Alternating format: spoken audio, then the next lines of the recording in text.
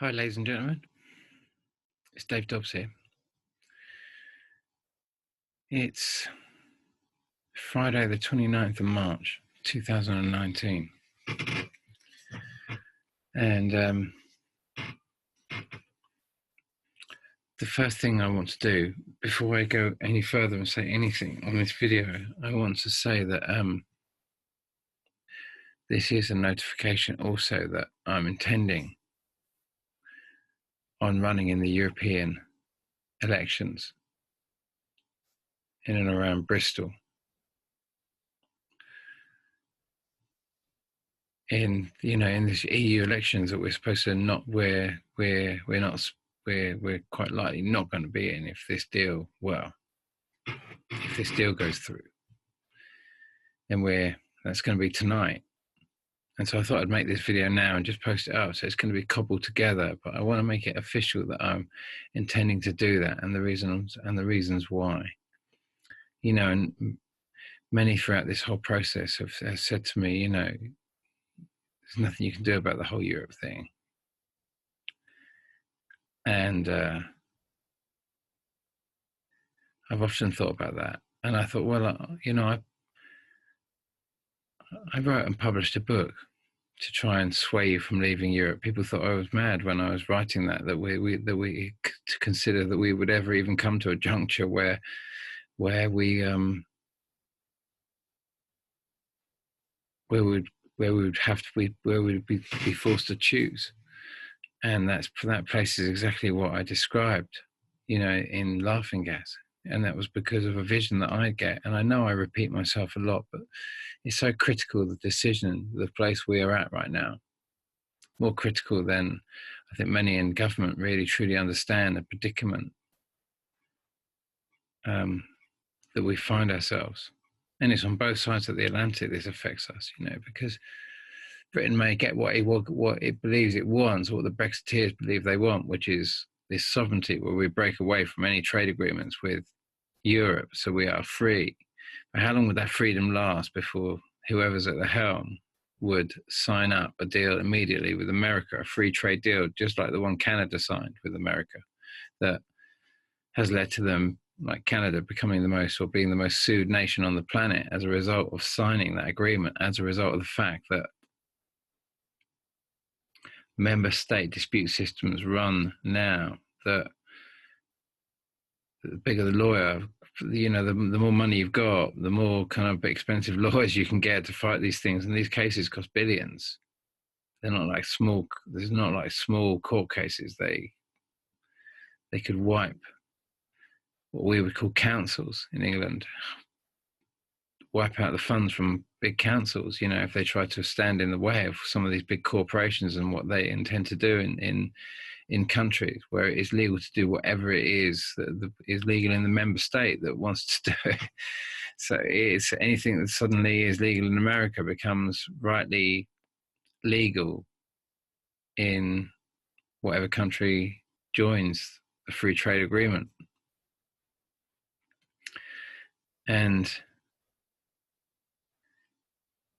so one minute the Brexiteers get their sovereignty, complete power to them and their queen and no one else, which is a pretty terrifying concept to me, let alone. But and then, who signed NAFTA? The North America Free Trade Agreement, the one that's, like I say, has led to Canada being the most sued nation on the planet. Who signed that agreement? Was it not? Was their sovereign not the Queen anyway? Must it not have been the Queen that signed over Canada to that free trade agreement?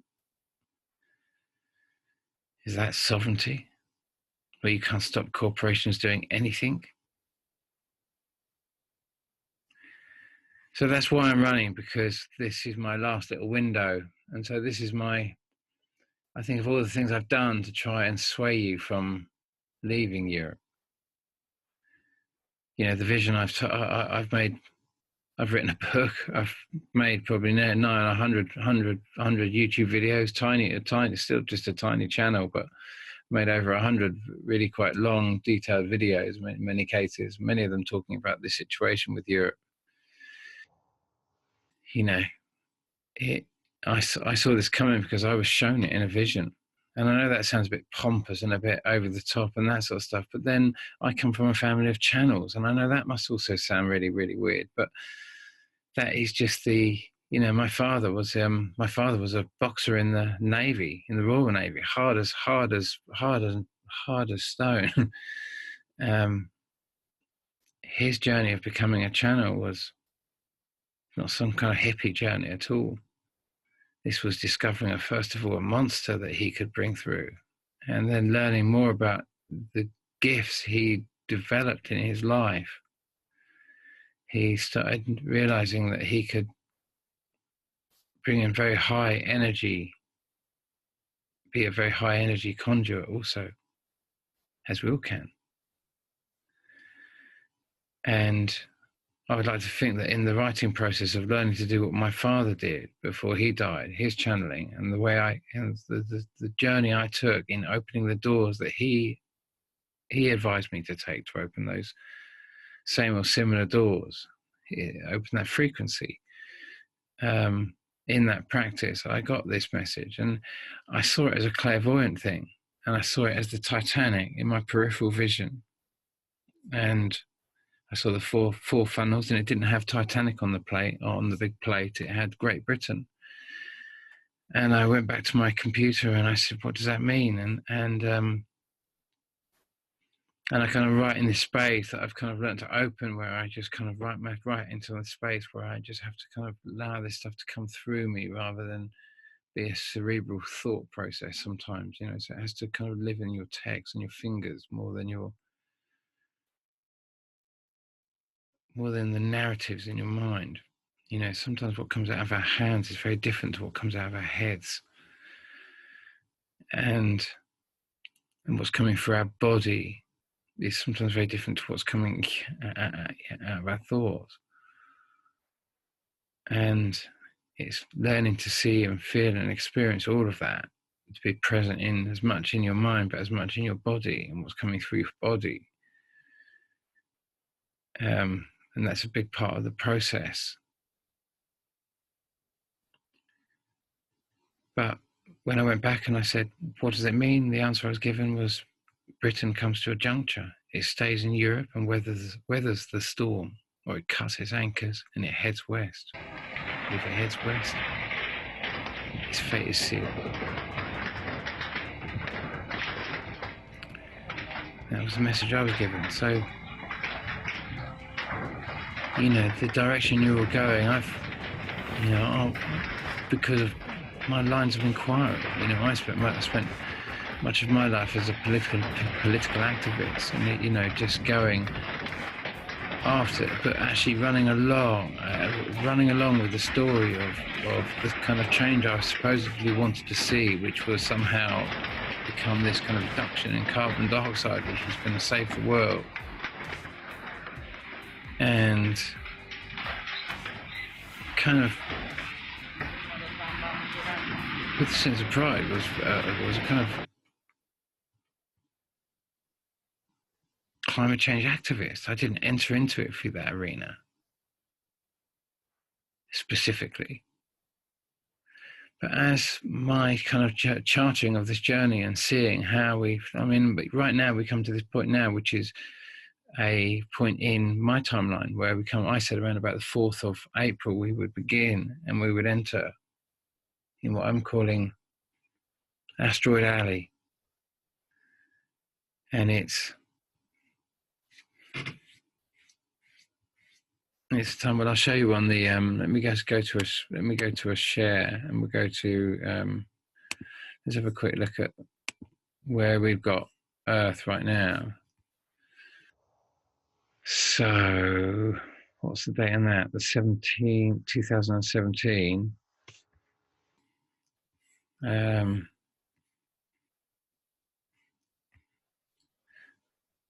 So that's kind of. See, that's last year, 2018, where you had that great shot from the Turkey report, and and 7 Spalding shot, and bring you to 7 Spalding, because he's a very, very, very keen sky watcher, and he gets epic shots. He does it religiously. He's not kind of like going into his belief systems of whether he believes in it or not. He's just letting his camera do all the groundwork for him, really, as you see here. But so that's 2018. This is round about the time. So let's come back to round. Excuse me. Let's come round to, obviously, this is like the 4th of May, around about the 4th of May. This is where the volcano started. This was a 6-week non-stop flowing volcano. Kilauea was just non-stop for 6 weeks. It broke all the rules. We've been getting much more used to the idea of big volcanoes being as a result of big CMEs, so coronal mass ejections. Massive CMEs released from the sun, and that pulse of energy, that as much as solar radiation, but as that electromagnetic pulse alone, just exciting the magma in the core of our Earth, creating pulses. But to have a constant flow, like equivalent to Niagara Falls, just flowing out of Kilauea, just has to be questioned as this standalone type of earthquake, volcano coming out, the biggest volcano on planet Earth, in the most spectacular style. 6 weeks non-stop. I mean, come on, guys. Something was pulling on the magma of our planet, like the moon pulls on the oceans of our planet. That is clearly, I mean, there's just been not non-stop kind of, the Mars Opportunity rover shuts down on Mars due to a massive dust storm. Look how close it was to Mars. And then we get a volcano going off, and, we've had, well, there's your evidence, real smoking gun evidence that really is a volcano, and what's causing that to go off on Mars. And then we get, this big sighting, and of course it was these sightings that, and I've got another little wonder for you here, actually. Well, let's just, to do with the latest updates on the mathematics of the big timeline, as we've gone from this 200-day, as we moved from just understanding this 200-day pattern, which is what we're seeing coming up on the 4th of April this year. But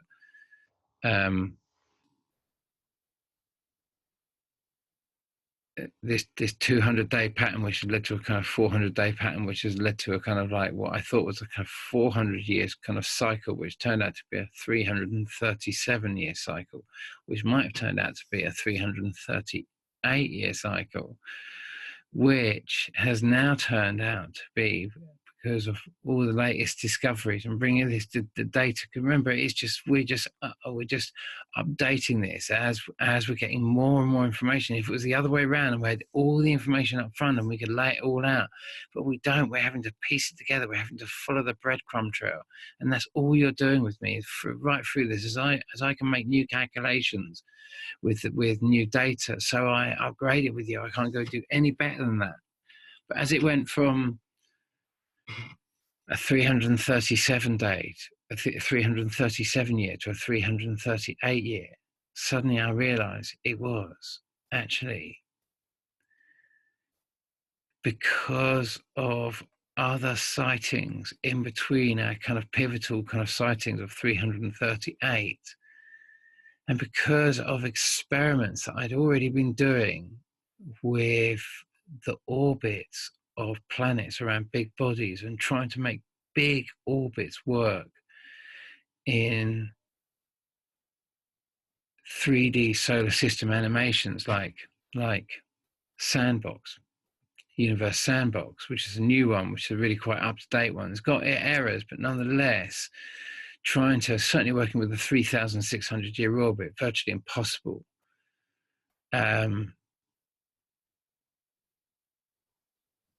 coming down to a 338 year. It's still very, very difficult when you start coming down to a smaller orbit of exactly half that, 169. Suddenly I was like,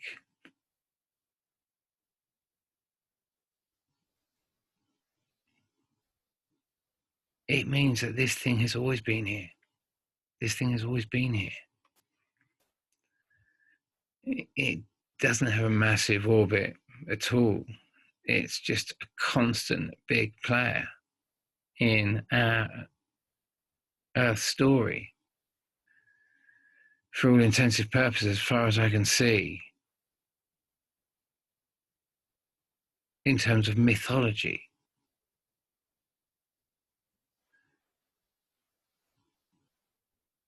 This really is likely what God really is.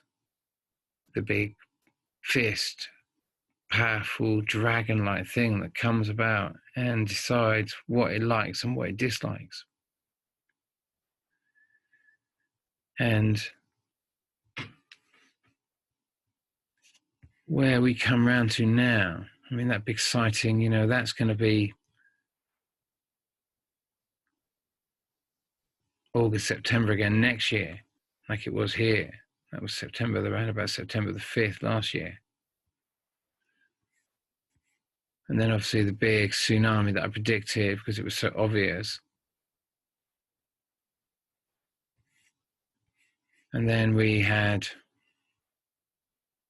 all these big sightings. Obviously, Kilauea blows its whole top off.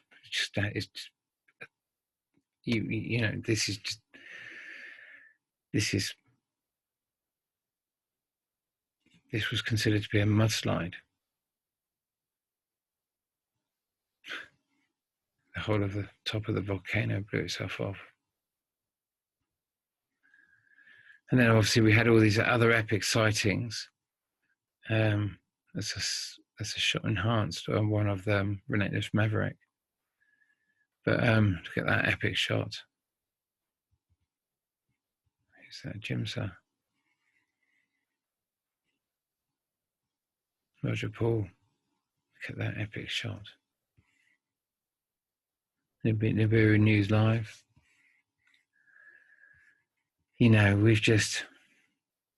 We're coming into this. We come into this point here.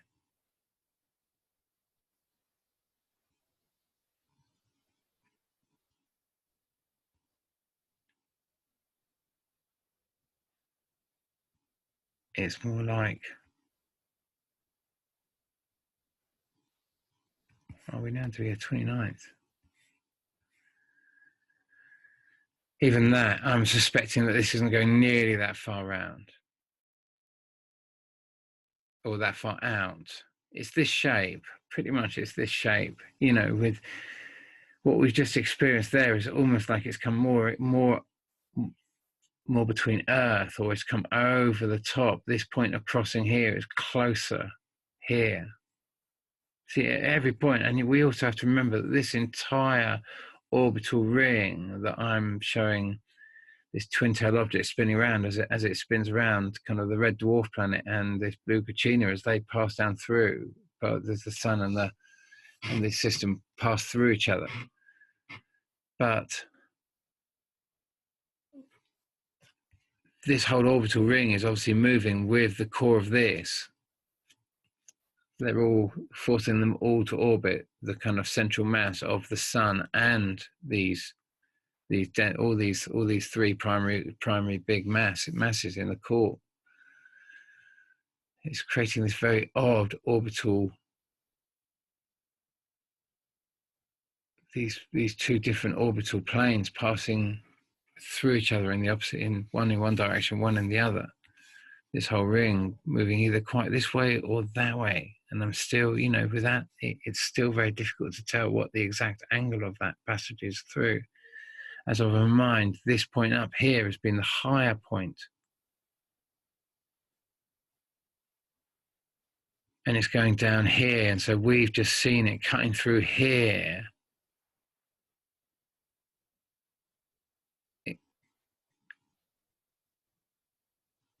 coming in from the northern hemisphere, cutting across. So this is obviously much closer. It didn't cross Mars's orbit. And the reason even when I try to rebuild this same model again, I really, really struggle. It's such a difficult thing to do.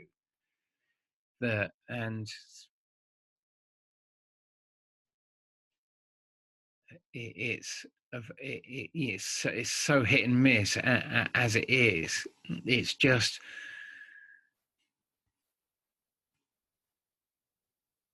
that next point of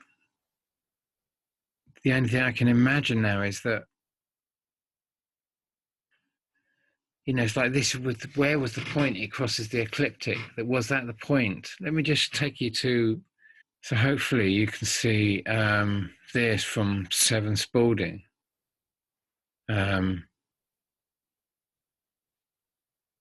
I hope you're all right with me, because you were mentioning me in this video, and I just wanted to bring people's attention to this bit. What in the world is that? Riddick looking.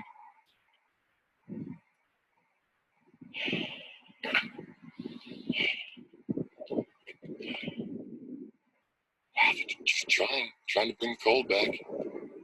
I mean, there's a 15-degree wind blowing straight down on me right now, as if I'm not conditioned for 15 below. Take your fake weather and shove it up your ass. Deception fucks. My troopers are coming for you as well. Believe me, they are. Look at this.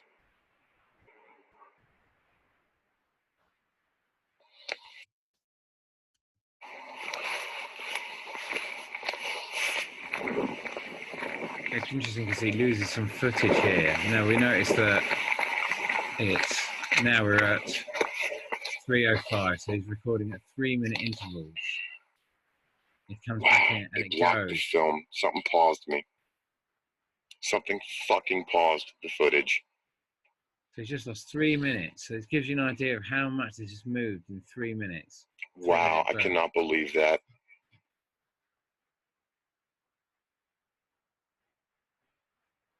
I was just saying that this sure looks like a Dave Dobbs flyby. It's just much closer, much bigger. It's huge, and it looks like a big old hand of red spreading across the sky. Traveling retrograde from north into northwest, heading into the west rather quickly, I might add. I can't believe they just blocked. Heading from the north into the west.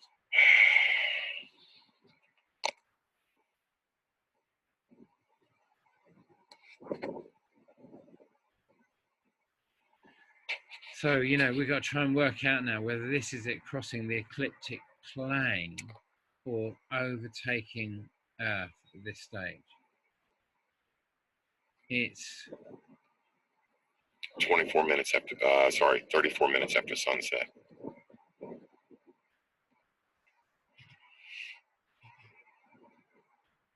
Yeah, this is a big old flyby. It's just huge. But whatever. Maybe it's just, I don't know. Maybe it's not. No, that's what it is, Sarah. That's exactly what it is. Come on, guys. You ain't gonna stop me. Okay? Convergence negative. You're not. You can't. You tried my whole life. Tried to kill me and Silver before we were born. But I'm the captain. You will come to heel, and you will bend the knee. And big channels, don't start stealing our shit. I know you guys want to. You're tempted.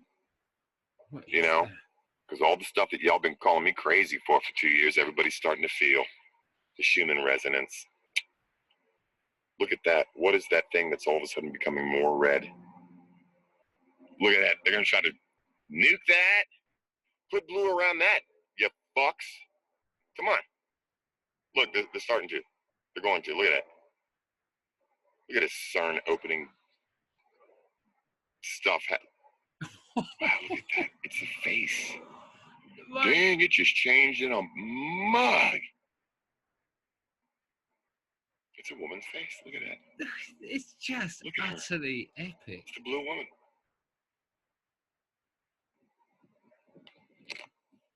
Right there, her cheek, her mouth, her nose, her eye. Can I just say that, just like as I'm seeing that, I'm just realizing that this thing has just gone straight across the sunlight. So this would be one of the times that I'd imagine that they switch on the fake sun systems. How they do that? I mean, it's so if Nibiru is not unbelievably difficult to believe.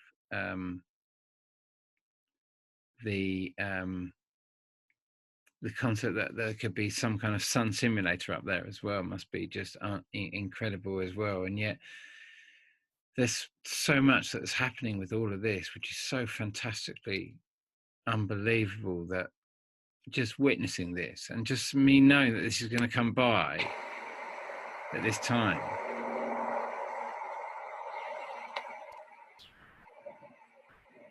Wow, what are we witnessing? What's the blue plasma? Something just passed over. You tell me. So 17th of March 2019. So I just stopped it on that. So it's in the evening. So if we just come to this is what is occurring in the skies above Earth. Where are they coming from? So here, Mr. MBB 333 here is he's taking you through. He's been noticing a lot of these triangles in the sky, and he sees a lot of these formations. But I just wanted to, because he just brought up this this chemtrail.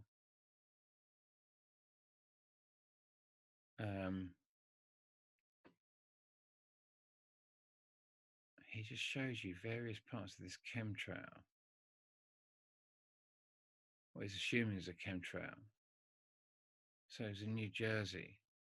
We've seen a lot of these big unusual clouds, but this was very, very similar sort of time to, seems to be of time to, well, it's a very similar kind of, it's on the 17th of, around about the 17th of March. So I don't know if there's a correlation there, but it does seem.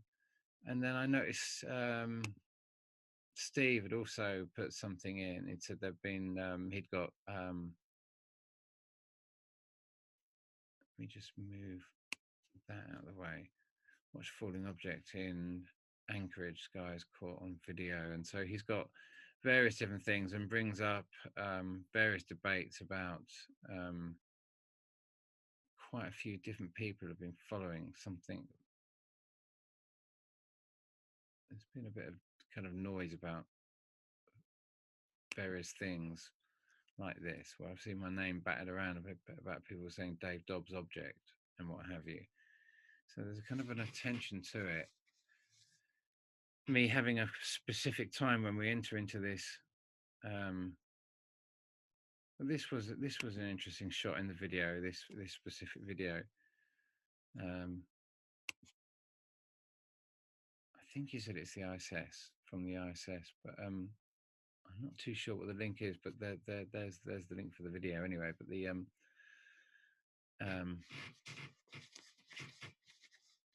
it's quite an interesting shot, isn't it? A red orb with what looks like these two twin tails. I mean, so where am I now with the whole thing right now? I'm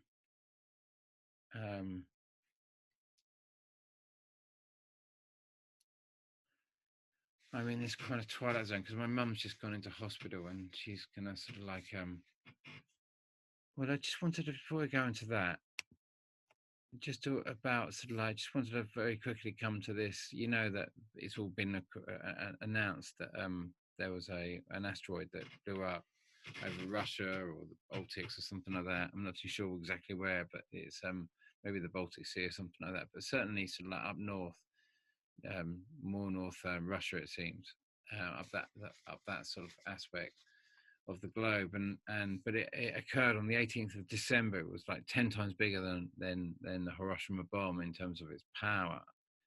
largest recorded for a very, very long time, something like 30 years or something ridiculous. I mean, it's, these warning systems in place. And this was, I haven't got it. I haven't got it on screen right now, actually. But but Wrap the News has shown amazing images just around about that same time of asteroids flying. You could see them in the day sky, rolling through space. Clearly rolling in space at the same time. It's not just one or two. He filmed thousands and thousands and thousands of them. These things, we were so near this. We saw, as I showed you earlier, you saw all the sightings of the flyby as it flew by. There's just no evidence, and we're being led to believe that all this, this clear kind of evidence that something massive is causing all these volcanoes and earthquakes on this planet, and it's an external influence, is just more than evidence. I've just shown so much evidence in my timeline. And just the fact that they've just suddenly announcing now that they're releasing this, it's just like, what can you do? What can you do? We're just, I'm on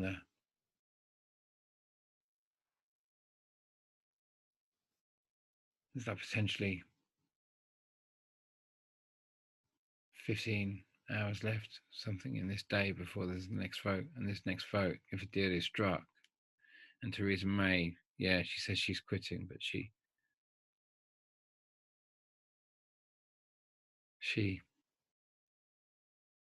signs this deal, which effectively means that we are out of Europe. And definitely there will not be a European election. Definitely not. It means Britain, the Brexiteers, will get their sovereignty, whatever they believe this sovereignty is. They will get this, but how long before a deal is signed with America, like a free trade agreement?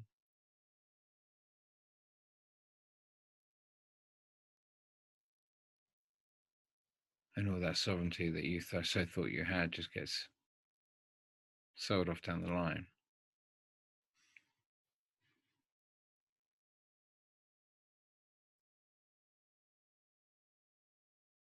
Is that not truly conquered?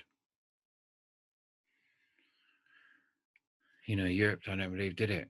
I think we're scapegoating Europe for all the woes that have been caused by the British and the American government and NATO. And so we come to this big challenge now in this period.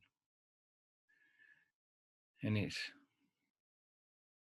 Asteroid Alley. It's a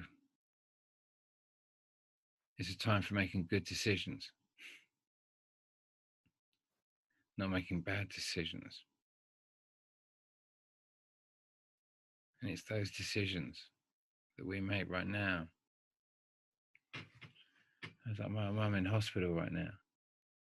She's got a lot of pain, and she's had chemo twice. She's had radiotherapy, and she's at the kind of the other end of it all now, where she hasn't got a lot of strength left, really. And she's of a mind that she wants to do the radiotherapy again, see if it brings the tumours down, so she can just get that last little bit of movement, have a little bit more life. But I'm of a mind that, just good living and being happy and being who she is probably the best thing she can do. But not that she'll listen to me, like that, because she's got to take her route, and it's her body, and this is what sovereignty is really all about, is for the rights to choose. And I'm not living with the pain that she's living in, with the tumours pushing down on her spine. But so she's got to do what she's got to do to give her whatever opportunity. It could go any which way, really. It's my own little form of Brexit right now, and it's so kind of like,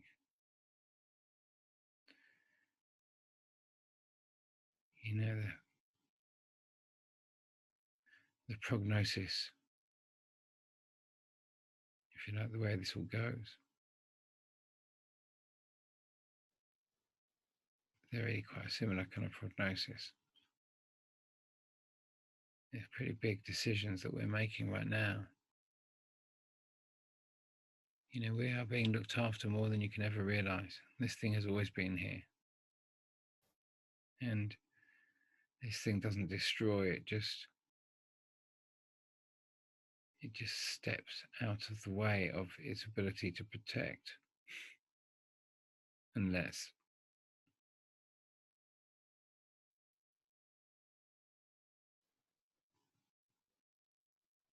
what happens. if you like, it's just leaves it down to the gods sort of thing. It just pulls away the kid gloves and says, no, you know, you want to deal with this directly, you deal with this directly. And we've, especially in Britain, haven't had that much experience of the kind of the big geological and seismic climatic changes that this thing can cause. But I have a clear understanding that if we depart from Europe, we will have a much bigger understanding. Possibly not so much when we depart, but on what happens and the choices that we make. Because if we leave without a deal, it's a very dangerous thing to do. But if we leave with a deal, then it's also a very dangerous place to be, because it's not going to be very long before that's carved up and sold off down the line. And who you end up doing a deal with, like for America signing a free trade deal with Canada, and so it seems that Canada is getting shafted here. But this is a two-way thing, and as these free trade deals open up countries, your ability to legislate things becomes impossibly expensive, that you can't stop anything that is massively profitable. You just can't afford to step in its way. This is the monster that is being created. This is the beast that is being created here, an insatiable beast.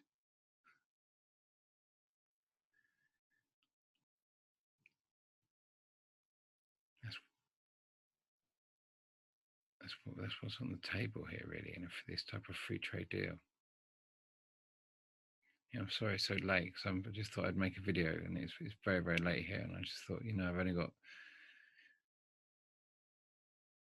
umpteen hours left, and I'm doing a show. I'm going on Badbaby show tonight, I think. Hopefully that's planned for tonight.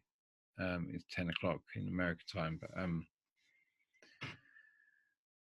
I'll try and find the link for that and put it to the video. But it's got the different time codes. When you go onto the link, it seems to show all the different time codes of wherever you are. It tell you what time you need to plug in. Freedom Radio. I'll put the link.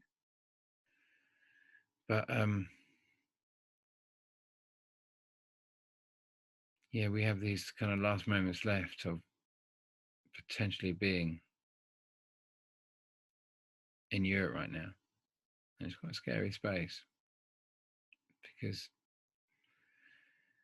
if they find a way of agreeing to this vote, agreeing to this deal,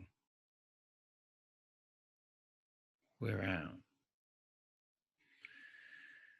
I really hope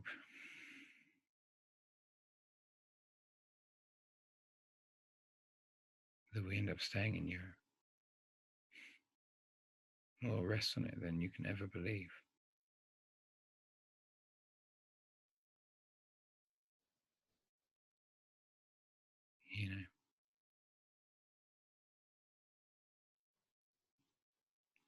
And the 169 years. You know what 1313s is? Yes. I couldn't believe it, how obvious it was, how it all suddenly pieced together. I thought it would all pack down to the slightest, most unbelievably stupid of stupid, most obvious of obvious. I thought you might like that. Or maybe, well, I like that. How mad is that? Like the cherry on the cake. The cherry on the cake. Absolutely superb. So it goes once round our sun every 169 years. It has done for, it's always been right here.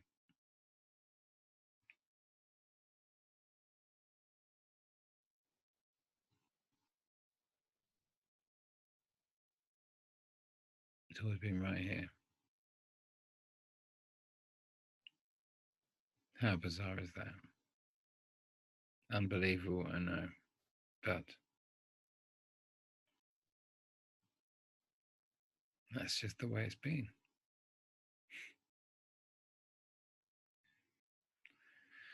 The great God in the sky has been here all along.